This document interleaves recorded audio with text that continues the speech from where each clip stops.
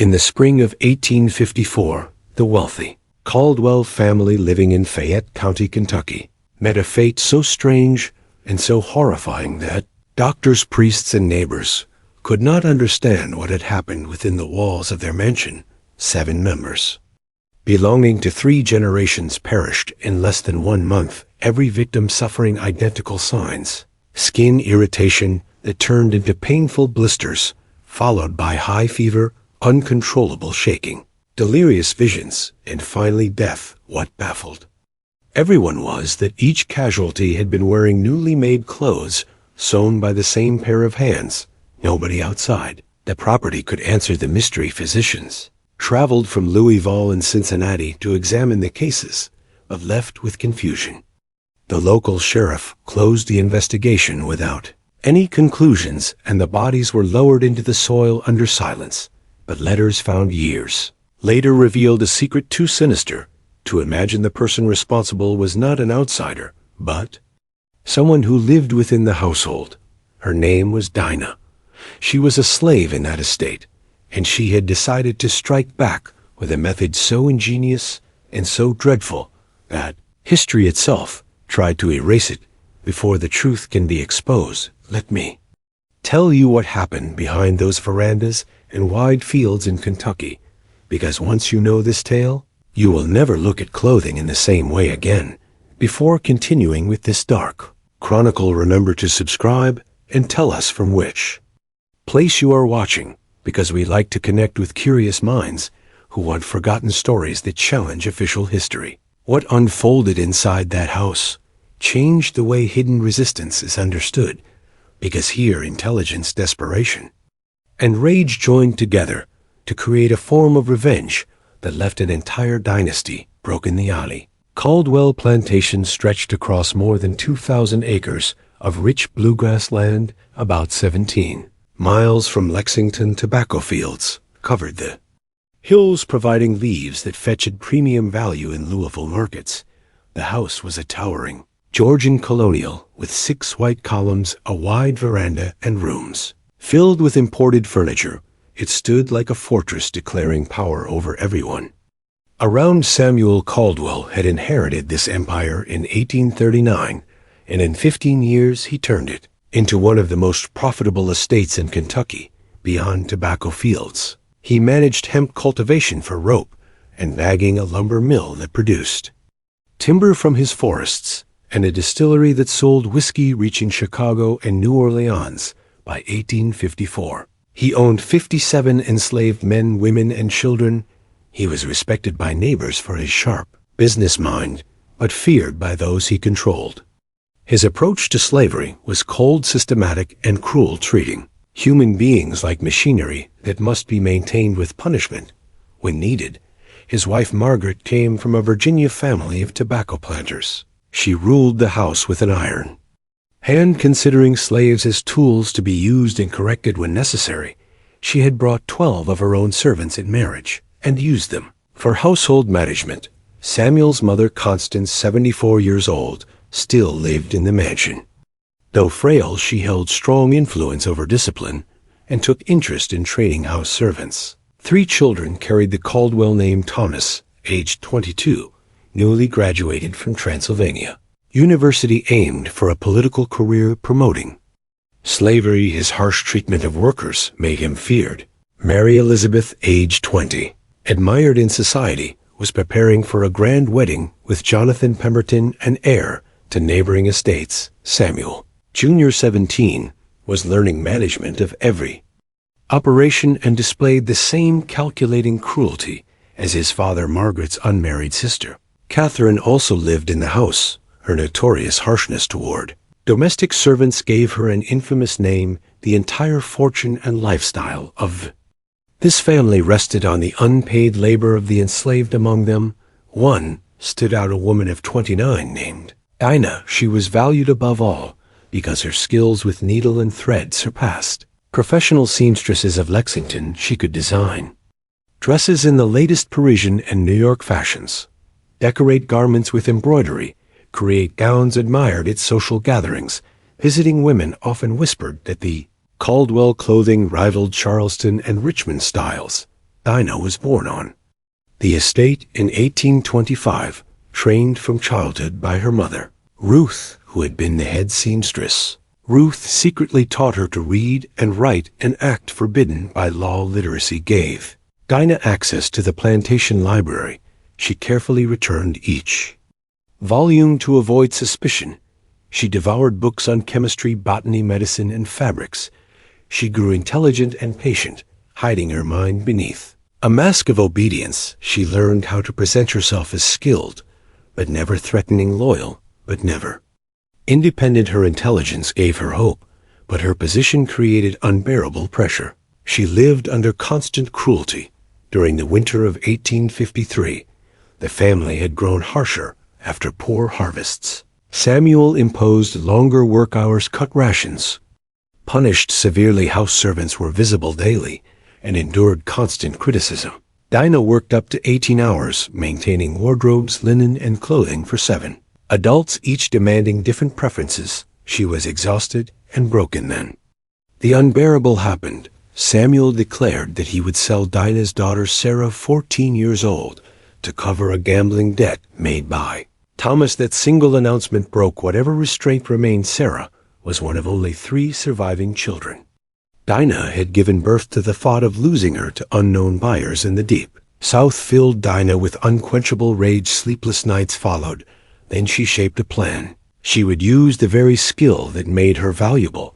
She would turn sewing into a weapon. She would make clothing that killed without anyone noticing, and she would do it with patience, precision, and intelligence to ensure that each member of the family suffered in the same way. The first stage began in March of 1854. Margaret commissioned a new spring wardrobe, elegant gowns, riding habits, day dresses, and accessories. Dinah accepted the task with apparent devotion. She cut and stitched by candlelight, using silk, taffeta, cotton, lawn, and Brussels lace fabrics Samuel imported from Charleston. But at night she prepared something more terrible. She had gathered pokeweed roots, dried and ground them, combined with poisoned sumac oils and extracts of toxic mushrooms. She soaked special threads in these preparations and dried them until they looked like ordinary sewing material. Her experiments on cloth scraps had proven that the toxins remained potent for weeks. The secret was to place these threads only in seams, touching the skin, cuffs, collars, waistbands, so that slow absorption would begin unnoticed. Her first masterpiece was an emerald silk dress for Margaret. The gown had a fitted bodice, bishop sleeves, and intricate pleating, but the neckline, cuffs, and waist seam contained threads soaked in poison. On March 12th, Margaret wore the gown at a luncheon at Judge Harrison Beaumont's home, admired by Fayette County women. She spent 4 hours conversing and showing her new dress. Compliments poured, and no one suspected that her beauty was hiding invisible. Death that evening. Margaret complained of itching around her neck and wrists. She thought it was fabric starch. By morning, the irritation had turned into swollen blisters. Dr. Harrison Beaumont examined her prescribed salve, but failed to recognize the hidden cause. Within days, the blisters spread. Fever began. Delirium followed. The poison worked quietly, creating systemic damage. While Margaret lay in agony, Dinah continued her duties with calm efficiency. She offered softer cotton garments and appeared concerned. Her mask of loyalty remained unshaken. This deception protected her from suspicion. Meanwhile, Samuel Jr. requested riding clothes. Thomas demanded formal attire for political events. Mary Elizabeth required dresses for her wedding. Dinah prepared each with careful placement of toxic threads. Soon multiple family members began to experience rashes and fever. Dr. Beaumont, confused, wrote to colleagues. His notes, preserved later, show desperation. He could not find contagion patterns. The servants remained healthy. The illnesses only struck the Caldwells. The doctor grew troubled when he noticed the timing of each sickness matched the arrival of new garments, but his examinations revealed nothing visible. His medical tools of 1854 could not detect plant toxins. Dinah's method was invisible to science of that era. As March passed into April, Margaret grew weaker. Samuel Jr. lay bedridden with painful sores. Thomas collapsed during a political speech covered in lesions. Mary Elizabeth complained of mysterious sickness, yet the servants who washed their clothes remained unharmed. The family's panic grew. Samuel hired investigators, convinced political enemies targeted them. Men from Louisville searched for threats, examined food, water, and supplies, found nothing. Their attention on outsiders gave Dinah perfect cover. She continued her routine, calm and loyal, hiding her real face while perfecting her science. The tension in the mansion rose. Hire Solomon Wright, an elderly slave who tended the medicinal herb garden, began to suspect Dinah's activities. He had knowledge of plants from decades of treating minor illnesses among slaves. He had seen her collecting specific roots and leaves under excuses of dyes and remedies. He noticed the correlation with family illnesses, but he faced a cruel dilemma: remain silent and risk more deaths, or speak out and cause punishment for the entire community. Because white authorities punished groups, not individuals, in cases of revolt, his silence weighed heavily on him while he struggled. Dinah continued preparing garments for Constance, for Catherine, and even for Samuel himself. She calculated dosage, timing and placement more carefully with each attempt. While she appeared calm, observers among the enslaved noticed subtle changes. Ruth, her mother, recognized the calm of someone prepared to die, who had accepted destruction as inevitable. Ruth had seen such transformation before among those broken by slavery, who chose resistance despite certain death by early. May tension exploded. Mary Elizabeth suffered relapse in a familiar gown. Dr. Webb from Louisville arrived with primitive toxicology equipment. He confirmed the garments carried plant toxins. Investigators searched the house and found hidden dresses treated with poisons. The discovery shocked them, revealing systematic planning. They realized the seamstress had created experiments rivaling university chemists. They found notes hidden under floorboards describing botanical studies, formulas, and strategies. The net was closing around Dinah, yet she remained composed, loyal on the surface, calm within her double life. But pressure increased. She knew discovery was inevitable. Now the stage was set for confrontation. If you were standing in that mansion during those days, would you have noticed what was happening? Could you imagine wearing clothes that looked beautiful but secretly delivered pain? What would you have done if you had been in Solomon's place? Reveal the truth and risk collective punishment, or remain silent and live with guilt. The terror in that house was only beginning to unfold. The investigators now turned the mansion into a place of relentless searching. Clothing was examined, closets opened, floorboards lifted, and hidden garments carrying toxins were found everywhere. Each discovery revealed not an accident, but a deliberate, systematic campaign. Every piece carried threads prepared with different plants, each experiment revealing. Dinah's intelligence investigators realized they were facing not a single poisoning, but a long campaign carefully designed with precision. Dr. Webb examined fibers under magnifying lenses, confirming presence of organic compounds that ordinary eyes could not see, while servants whispered in fear. Samuel Caldwell shouted that his enemies in politics had done this, but deputies began to notice the truth. The selective sickness only struck family members, and the method required intimate knowledge of habits, wardrobes, and fitting sizes. Suspicion began to turn inward, while white investigators still looked outward. Solomon Wright carried his unbearable burden. He knew too much. He had seen Dinah gather herbs. He had listened to her questions about toxins. He realized her experiments were no longer imagination but deadly reality. He feared retaliation for everyone if he spoke, but feared more deaths if he remained silent. By early May, federal marshals arrived. Sheriff Benjamin Hargrove led a team with orders to uncover conspirators and punish harshly. Questioning began with cruelty. Enslaved people were threatened, beaten, interrogated. Most knew nothing because Dinah had worked alone. Her secrecy protected them. But Solomon could not escape pressure. He finally revealed what he knew, describing her plant collections, her interest in chemistry, and her hidden studies. His words sealed her fate. Searches intensified, and her notes were uncovered pages, filled with measurements, concentrations, and reflections about fear among masters. These writings showed that Dinah had motives far beyond personal revenge. She sought to create terror among all owners, showing that slaves could resist silently and strike at the heart of white power.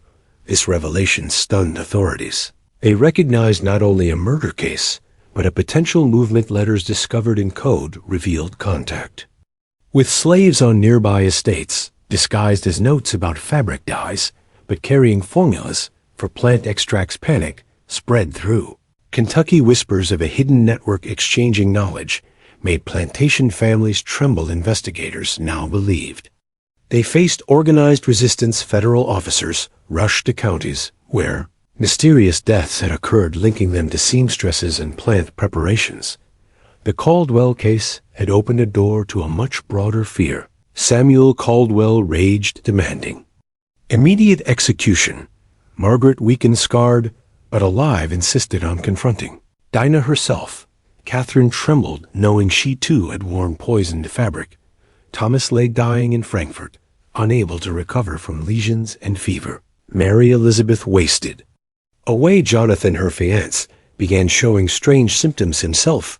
Suspicion grew that his clothing too had been treated. Dinah was finally arrested on May 10th. The officers who took her were unsettled by her calm. She showed no fear, no breakdown, no pleading. She stood with composure that unsettled seasoned lawmen. Interrogations followed. She answered with measured words, never denying, never admitting, simply revealing intelligence that shocked officials. She spoke of law procedures, though she had no rights. She displayed knowledge that surpassed expectations of any enslaved woman. Her lack of remorse terrified her captors. She asked only whether her victims had suffered enough. Her words chilled even hardened men. Her notebooks revealed she had prepared enough treated threads for dozens of garments. She had caches hidden in barns and slave cabins. She had planned for her death, ensuring poisoned clothes would remain to continue her work. Investigators realized she had waged psychological warfare, making fear last beyond her lifetime. The sheriff demanded confessions of accomplices, but she refused to betray anyone. Her silence suggested she wanted to protect others, or perhaps there were no others. Her motives became clearer. She had lost family through sales, endured cruelty, seen children, threatened. Her rage had been channeled into science and patience. She told Margaret directly that she had only returned what slavery had taught her. When Margaret cried betrayal, Dinah replied that she had never been given care, only survival in return for her labor. Her words cut deeply, exposing hypocrisy. Margaret could not answer. Dinah described how she turned the family's vanity against them. They worshipped clothing and status. She used that very pride to deliver their destruction. Her composure impressed some investigators, but horrified others. Federal marshals searched beyond the Caldwell estate, discovering other families with identical symptoms they feared. Coordinated poisonings across Kentucky. Governor Powell declared martial law. Troops patrolled plantations. Distrust replaced former routines. Seamstresses dismissed clothing ordered from northern factories. Fear spread that every garment might be deadly. The Caldwell crypt contained bodies already showing advanced lesions. Dr. Webb invited Dinah to examine them, believing she might reveal details. She studied corpses like a scientist, explaining each experiment. Thomas had received strongest concentration, ensuring rapid collapse. Mary Elizabeth had toxins designed to damage reproductive organs, guaranteeing she would leave no heirs. Samuel Jr. suffered preparations causing long torment. His body bore evidence of prolonged agony. She revealed she had also targeted Judge Beaumont, who presided over cruel cases. His robe had been sewn by her, poisoned slowly. He died days earlier. His death, thought natural, but now exposed. Jonathan Pemberton, too, had received poisoned garments, leaving him sterile. Weakening him, she even hinted at targeting pro-slavery politicians who visited the mansion through gifts of clothing. Her scope extended beyond one family. She had used the Caldwell name to spread toxins to influential circles. Her ambition was Political, she aimed to strike down leaders by turning their pride into weapons. She had timed her campaign to disrupt 1854 congressional elections. Intending to weaken slavery advocates, this intelligence stunned officials. They realized one slave woman had created a strategy that threatened stability of an entire state. Her preparations rivaled university scientists, her methods. Decades ahead of toxicology, her understanding of absorption, fiber bonding, and delayed reactions astounded Dr. Webb. The more they learned, the more unsettled they became. On May 14th, news arrived that Thomas had died in Frankfurt, his collapse at a rally, followed by agonizing decline, his death at a pro-slavery event, sent symbolic shockwaves. Dinah's notes showed he had been her most important target. She believed his death carried a message far beyond her revenge. Investigators now faced a woman who had outsmarted every safeguard. Her execution was scheduled for May 20th in Lexington. Before a gathered crowd, newspapers called her the most diabolical conspirator in Kentucky history. She faced death without fear.